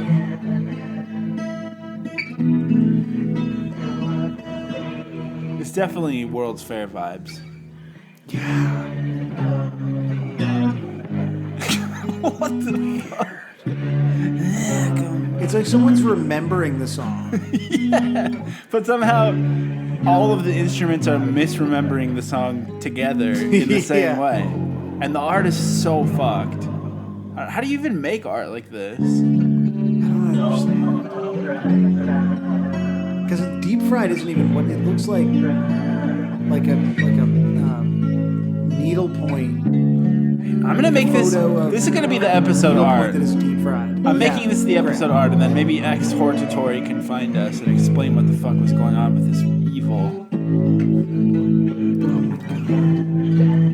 Well, let's get out of this creepy area and just over top of Sam Abbott's piano cover with a really bizarre half cut off person's face on the bottom. Very jarring image. But I think we'll let them do their hits and then.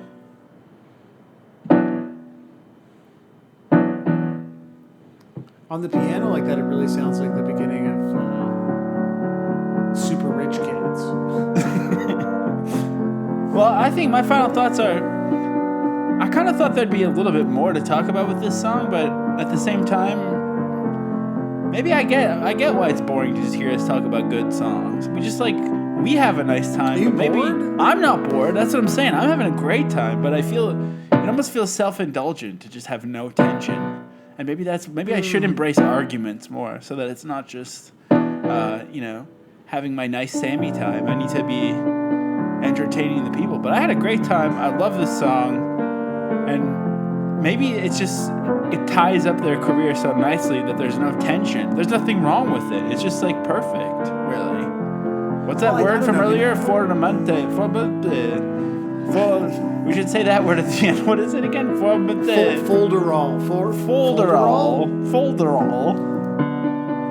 Yeah, I mean, I don't know. It's how many bands finish their career with maybe their best friend, like arguably, but what is at least like on par with their best work? Like if you were to judge it harshly, and if you were to look at it the way that I think you and I maybe do, like, is this their best record? And then this as the way that you land that plane of like that kind of career, like a career that is so fraught and important and loaded. It's Folderol, maybe. Folderol. I think it's early in the morning. He doesn't, but I'm very excited to welcome to the show Jason P. Woodbury, host of Aquarium Drunkard Transmissions podcast and the creative director for Wastoids.com. What's up, Jason? Not much. I'm really excited to be here in the morning talking with you. I've got my coffee. We're doing good. Nice. What's your coffee situation at home? What do you do? We've just got one of those, like, we've just got a drip maker. I just do black coffee every morning. I don't have any. I'm not a very when we want to get kind of like nuts, my wife Becky and I will buy Cartel brand coffee. I don't know if you know Cartel. It's a company out in Arizona. They make some of my favorite stuff. But this is just Sprouts medium roast or whatever. Okay. I'm a pretty not a coffee snob. No, that's fair. No. That's fair. I mean, I kind of am, but I'm trying to become less of one, I think. But I love good coffee. Don't get me wrong. Like I'm all for like a super special, situation. But on a day-to-day, I just make a bunch of it and drink it all. So right. So we've already been chatting a little bit. I complimented you're wearing the Mississippi Records shirt. So sick. I mean, that is such a cool record store and label, and I feel like that's the kind of thing that my dream scenario would be to do that with like bad pop punk, like kind of like reissue. Have these super cool, esoteric, and beautiful like designs for regional pop punk bands or whatever. Yeah, I like exactly. it. I like that a lot. That's the dream. We've talked about it a little bit, doing something like that, but we'll see. Maybe speaking it into the mic will make it happen. But I love the idea, or like going like Light in the Attic route and having like a 5,000 word essay on the back of a ridiculously thick vinyl record that's just like everyone's teen hobby punk band compilation. Yeah. I love that. Yeah, I mean, the way things are going, like the way reissue culture is going, I think you might have a shot at getting this thing made. I don't know. Yeah, exactly. The 90s and beyond are the great sort of untapped reissue zone. You can do it like all MySpace MySpace only kind of comp or something like 180 gram of just the most compressed like real audio file, just pressed straight to vinyl. Yeah. So good. So Jason, I mean, for people who don't know you, tell us a little bit about the Aquarium Drunkard Transmissions podcast.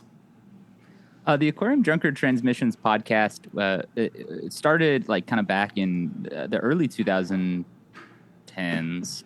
when Justin Gage, who's Aquarium Drunkard's founder, he started it as more of like a radio show, but now he does a radio show on Sirius XM and has for a long time. So I don't know, I guess maybe 6 years ago, we started talking about bringing it back as a conversation show. And so we relaunched it and did episodes like on a monthly basis or a semi-monthly basis and would sometimes combine a few. But really, when the pandemic struck, we started just doing them every single week.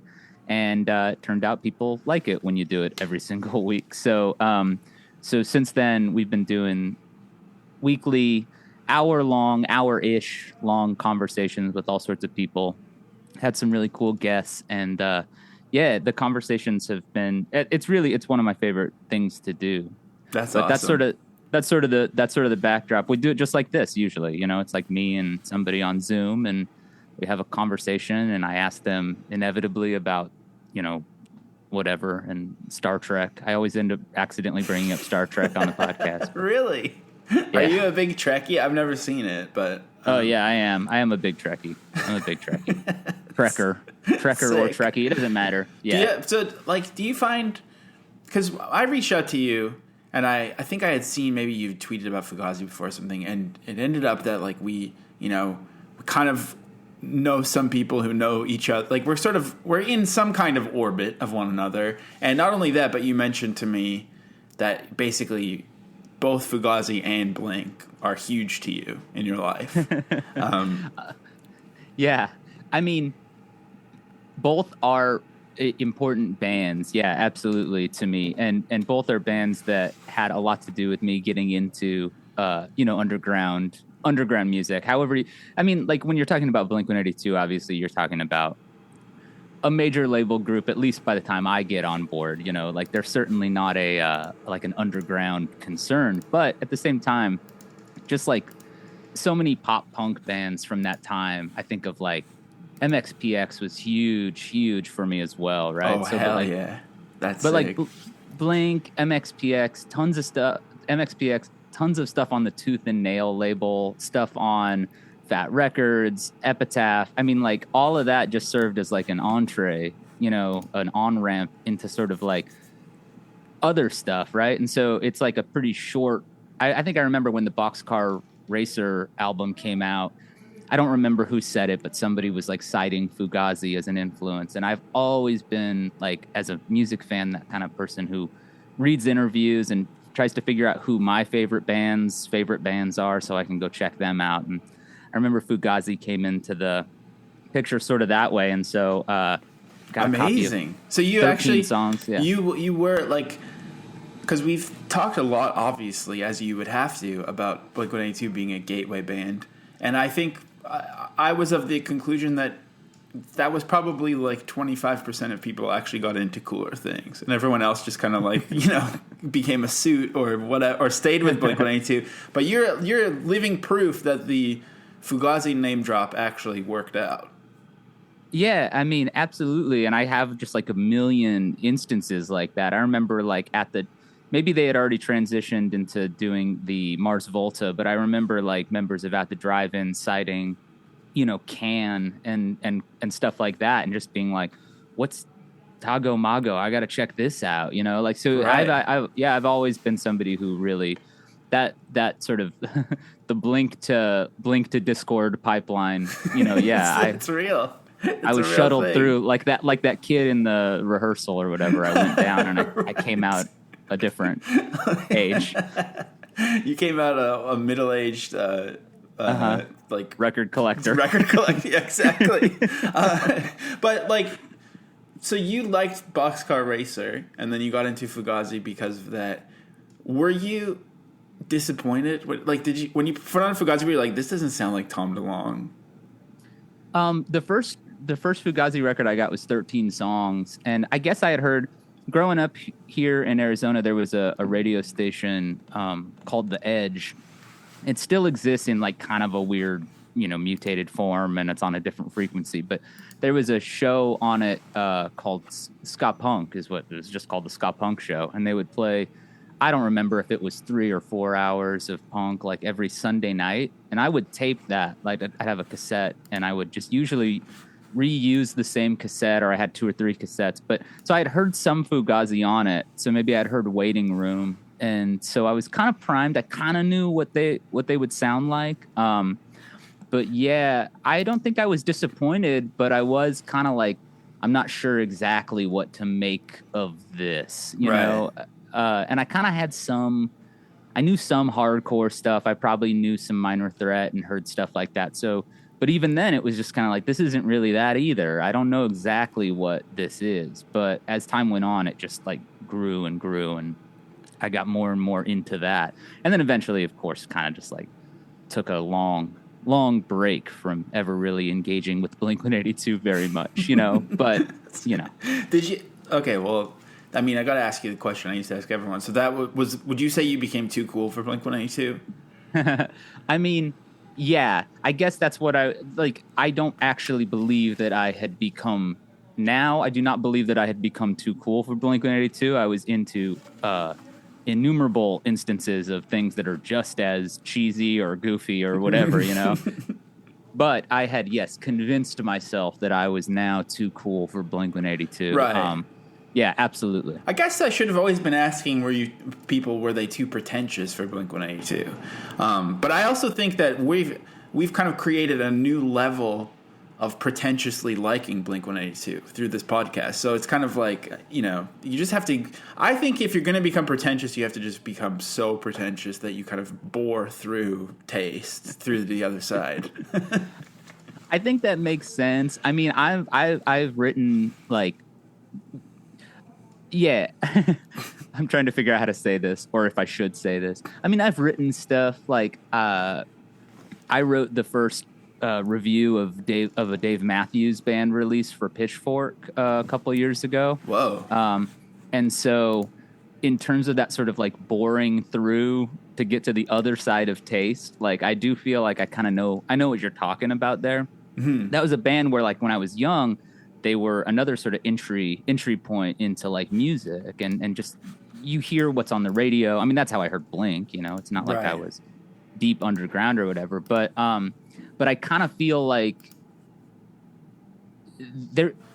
there's so many different ways to appreciate a band or to be interested in a band. I mean, you could be interested in the story of the band. You could be interested in the music. You could be interested in both. You could be interested in their cultural cachet, whatever that is. You could be interested in the like a band like Dave Matthews Band. I don't want to belabor the point. I don't want to turn this into a DMB specific talk. I mean, but like, sure, let's do it. but they're far more interesting than somebody might. Like right. when you say the name, people are like, okay, yeah, I know that guy. I know that band. It sucks. They dumped crap on people in Chicago or whatever. All accurate, But it's more interesting to me than that. And there's like all these different things that kind of like, like the Kronos Quartet. I got introduced to the Kronos Quartet through Dave Matthews. I got introduced into, I learned about like apartheid from Dave Matthews. It's like there's all these different things that sort of like feed into somebody's appreciation of a band. So I feel like that's what you guys do on this show so well is like use Blink as a lens through which to address all sorts of interesting territory. Thank you. But I also think what's the new thing that's happened with, we're now calling the month FUGUZT Reunion because we decided to carry it over into September. We're imagining what if they reunited just for us. But I think what's happened is we've talked about like bad things for so long. There was a whole arc of the show where Dan Reynolds from Imagine Dragons, I was making fun of him on Twitter, and then he started chirping back at me, and then we ended up having him on the show, and we kind of became friends for a little while, and then I was like, I'm going to just get into Imagine Dragons, and I did. I successfully did. I got over the hump of thinking they sucked and listened to it, actually listened to the records, and I was like, this is honestly pretty close to the Dirty Projectors. Like, it's not that far off. So I got like, we've done those experiments, but I think when we first started the show, Fugazi seemed kind of the most cringy to me because it was so serious. And now and it was just so like good on its face, at least culturally. But now that we've done this whole journey and I've convinced myself that Imagine Dragons are good, and Dan Reynolds has moved on with his life and stopped replying to my DMs. We're back full circle, and like Fugazi I just want to listen to things that are actually good and sound good, and so that's why it's been so fun to revisit Fugazi, being kind of done with, not done, but like putting a pin in the bad things are actually good talk, and just noticing that good things are good too. Yeah, absolutely. I know exactly. I do know what you mean. Yeah, for sure. It's been a weird, long journey, but I do need to go back to something you said earlier. And I apologize. And I'm sure everyone, when they heard you say it, knew that I was going to go back to it. But tell me about your tooth and nail journey. Well, I mean, my tooth and nail journey, gosh, that's a label that was like really deeply important to me, I guess, in a lot of ways. It's how I got interested in a lot of stuff. It was like almost me discovering pop punk and discovering kind of Christian pop punk. It coincided, right? Like I was very religious and went to church and learned to sing in church. And really, I mean, like church had a lot to do with just music for me, because I was kind of called on to like even lead the worship service and stuff. So I started singing. And so it was always very much like a weird situation where I wanted to be into cool, rebellious music, but I guess I also wanted it to be nominally about Jesus as well. And so Tooth and Nail was a weird entry point. And I got into, I went pretty hard. I would buy those comps, songs from the penalty box and whatnot. Songs from the penalty box, yeah. And I was really I would read alt press, and I remember that Tooth and Nail advertised in alternative press, and their bands got covered in alternative press. But there was also this magazine called HM magazine. Of course, Heaven's Metal.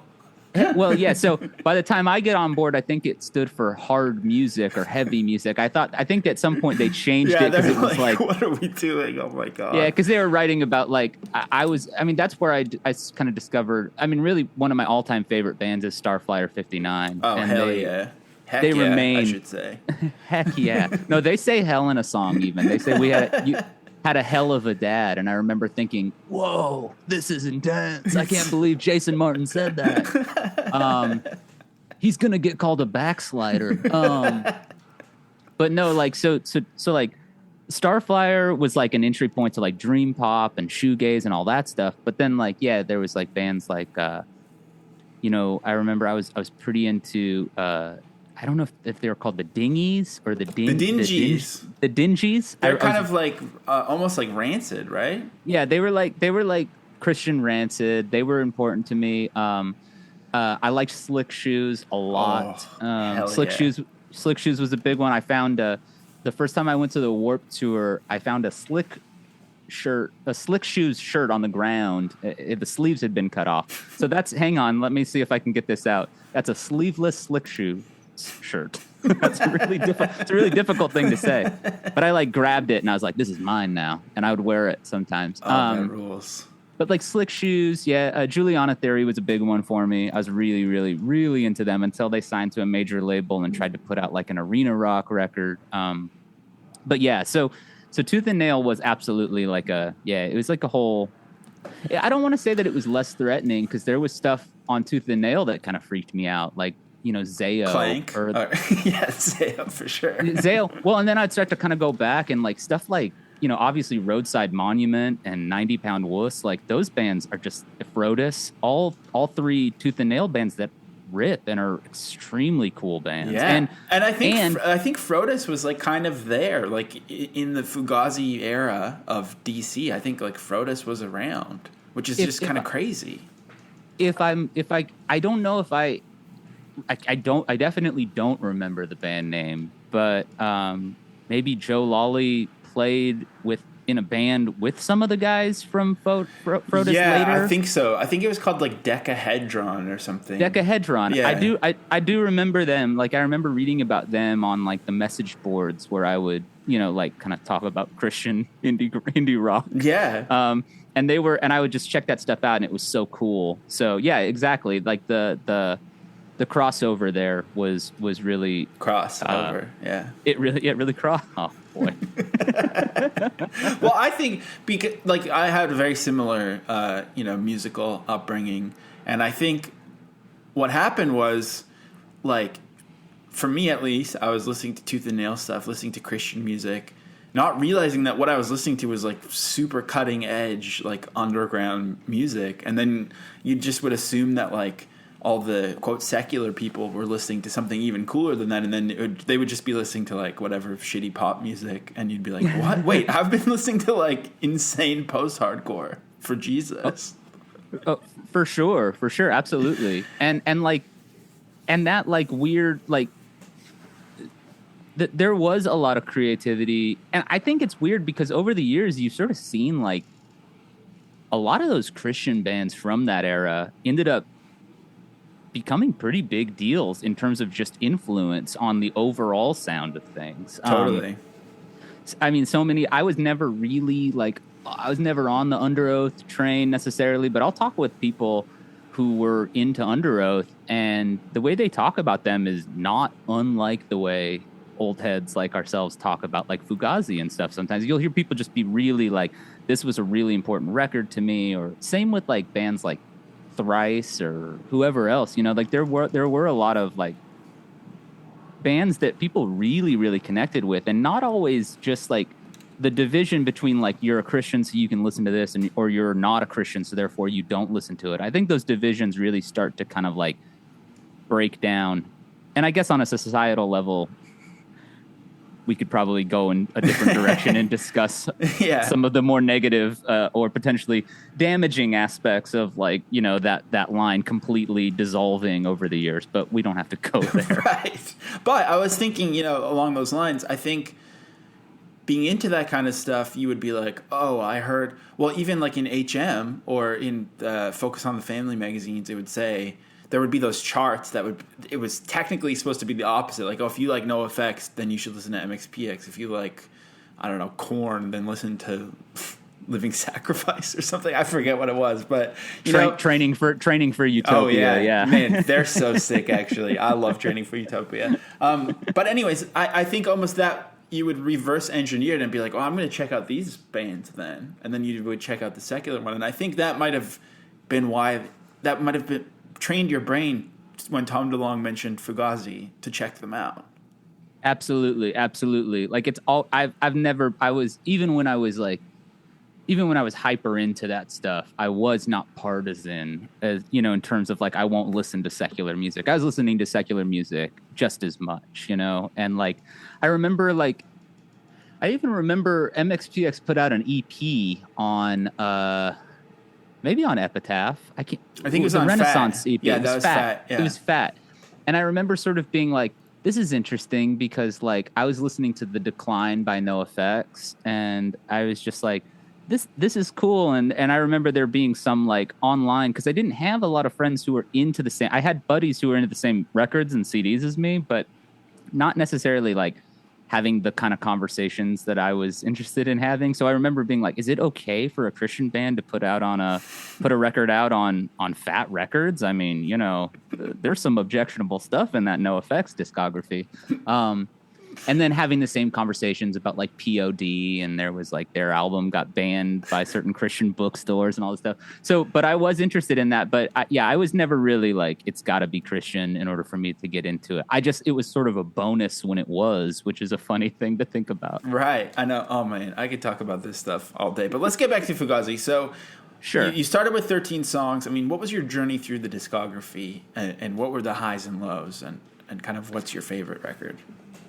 Well, so 13 Songs was the first one I got. And then I think from there it was Repeater. And Repeater is probably, I mean, the song Blueprint really hit me. And I just overall, like, I would say Repeater is definitely like up there. But from there, it's just like, I just start listening to anything and everything I can get my hands on. And a couple years after this era that we're talking about, I had moved from the town I lived in, a place called Coolidge, to Tempe, which is like, you know, a suburb of Phoenix.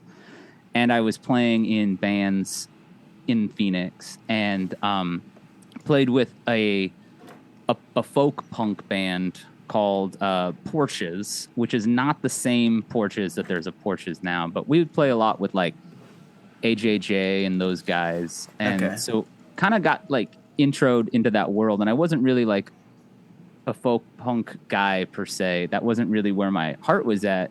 They all liked Phil Oakes, who I also liked a lot. So there was some points of connection, obviously. But I remember the argument getting played a lot in the Porch's house.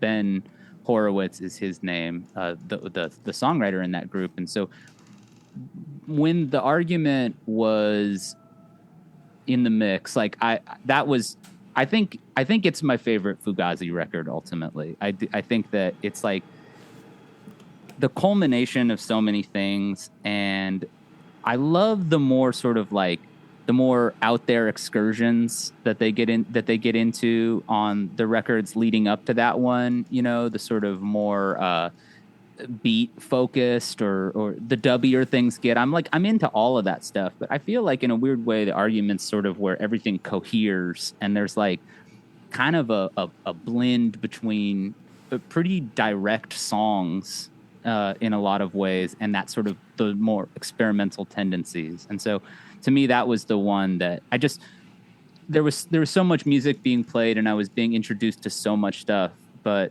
it was really the argument, and specifically the song, The Argument, that like stuck me, that really got my attention, and I would just listen to it all. I've probably listened to the song, The Argument, since we talked a couple days ago. I think I've listened to it like maybe 15 times. Amazing.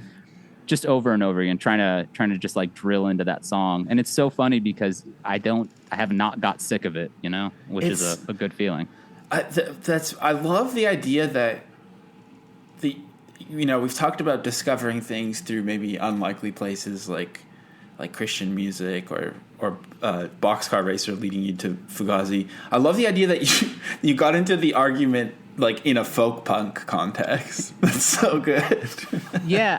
I mean, this crew, like Ben had spent a lot of time in Florida, so he was also playing a lot of stuff like Against Me and Hot Water Music, and I knew that stuff, you know, and was like pretty, like I was cool with it. It just wasn't it wasn't necessarily where I was. There's also a lot of Mountain Goats played in those days, and I mean, I love Mountain Goats. I'm a huge fan. So there was lots of stuff I connected with, but yeah, I just remember, there's that little breakdown part in The Argument where it goes into this almost,